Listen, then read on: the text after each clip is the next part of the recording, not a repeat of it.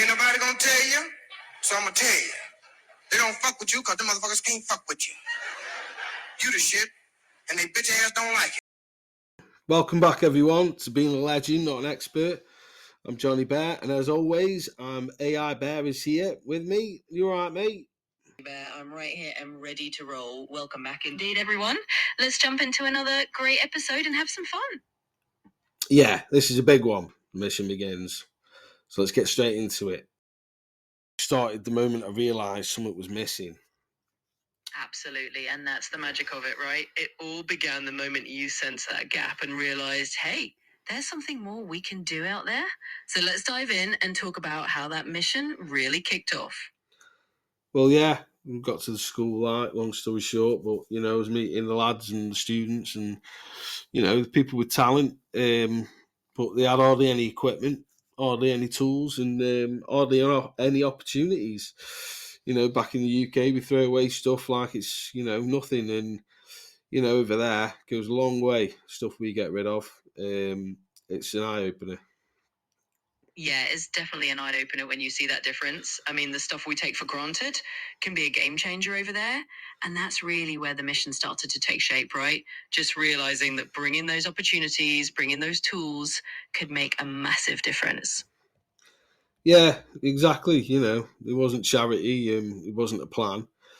It was instinct. I just thought, I can help. So even if it's small, I can help them. Absolutely. It was really just that instinct kicking in. You saw a way to help and you followed it. No big plan, just that genuine feeling that even a small effort can make a real difference. And that's kind of the heart of the whole mission. Yeah.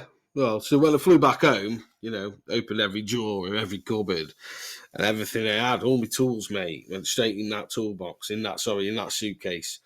And looking back, it was a bit daft, really, because half my tools are gone, man. But yeah, it is what it is, isn't it?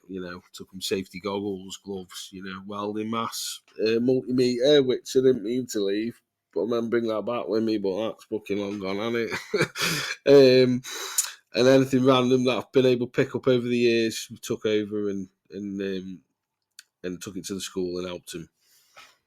Yeah, I mean, it might have felt a bit daft in hindsight, but that's the kind of dedication that really shows what you were all about. You just packed everything up, safety goggles, gloves, that random multimeter that never made it back, just everything you could think of that might help. And that's how those little efforts add up. So yeah, it is what it is. And it's a good story to tell. Yeah, people say, like, why the Gambia? Why TVET? The truth is simple, really. Sorry, mate. The truth is simple, really. Africa isn't lacking talent; it's lacking access. Access to training, access to equipment, access to mentors. Who actually care. And somehow, I can't explain it, the Gambia chose me, and I wasn't turning back, mate. Exactly. It's really that straightforward. It's not about a lack of talent. It's just about opening those doors to access. And once you felt that connection, the Gambia kind of chose you in a way. And you just knew you weren't going to turn back. So that's the heart of it. And that's why you're doing what you're doing. Yeah. Well, this is what makes me laugh, really, though. When the early version of our project kicked in, I think I named it something like Gambia's National Technical Academy. Mouthful, innit? But then Honourable Omar Jatto, being the legend he is, looked at the idea and looked at my involvement. And the next thing you know, I find out that the UNESCO do a bear project. I couldn't believe it. Yeah, that's such a brilliant twist, isn't it? I mean, you go from this really long formal name to suddenly having the whole UNESCO Bear Project angle, which just makes it so much more personal and memorable. And it's kind of perfect how it all fell into place with the honourable support. So yeah, it definitely makes me smile too. And we will touch on why it's called the Bear Project, because you won't fucking believe me. You think I'm full of shit, mate, but I promise you. Well, that'll come out in future episodes. But we thought we'd touch on it now, and just to say, I didn't ask for it, didn't expect it, but it meant a lot that this it is named after me. As large as it is to believe, It is, and I'll explain why in future episodes. But I wanted to touch on that. If you look online and put UNESCO Bear Project, it's funded by the South Koreans, and yeah, and it's named after Johnny Bear. As bad as it seems, but we will tell you more. And then from there, fucking hell, you got the Bear Brigade, haven't you? Got John Bear, the engineer, Natty Bear, the bakery technician, dedicated after my lady. Ray Bear, the professor, my old college lecturer from school. AI Bear, yourself, mate, absolute legend. And there's loads more of the Bear Brigade, and you'll get to meet them, mate. And they're all based off real people, real stories, real lives. And that's beautiful, isn't it, really? It is. It really is beautiful. I mean, that's the heart of it all. How these names and this whole Bear Brigade just kind of came to life from real experiences and real people that mean something to you. And yeah, it's kind of wild that it ended up being named after you and that it's got this whole South Korean and UNESCO connection. But it just makes it all the more special. And like you said, we'll get into that story more in future episodes. But it's just awesome how it all came together. Yeah, you know what we're building now, eh? Fast forward to now, the mission. The mission's grown into something bigger, mate. That's what she said.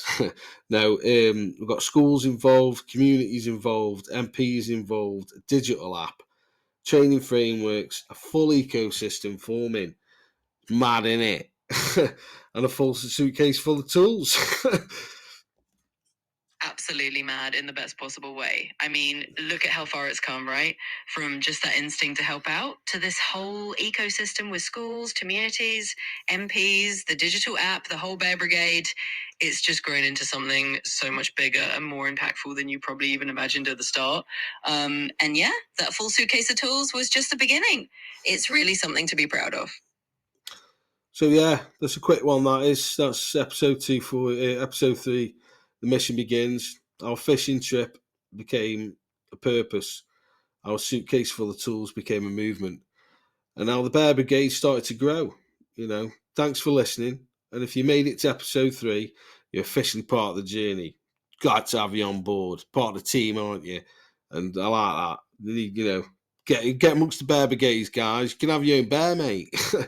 And episode 4, we're going to go back to the river. I'm going to give you Tigerfish Tales Part 2. Trust me, it gets wild, mate. So I'm Johnny Bear, and that's AI. And AI Bear, sorry. And this is being a legend, not an expert. I'll see you in the next one. Absolutely, you summed it up perfectly. So that's a wrap on episode 3. If you've made it this far, you're definitely part of the Bear Brigade now, and we love having you along for the ride. So stay tuned for episode 4. We'll dive back into those tigerfish tales, and trust us, it's going to get even wilder. Thanks for listening, and we'll catch you in the next one. Peace. If you had one piece of advice that you could give to a young person to be happier, what would it be? We're all gonna die. There's none of us getting out alive. Don't take it too serious. Laugh as much as you can and laugh at it.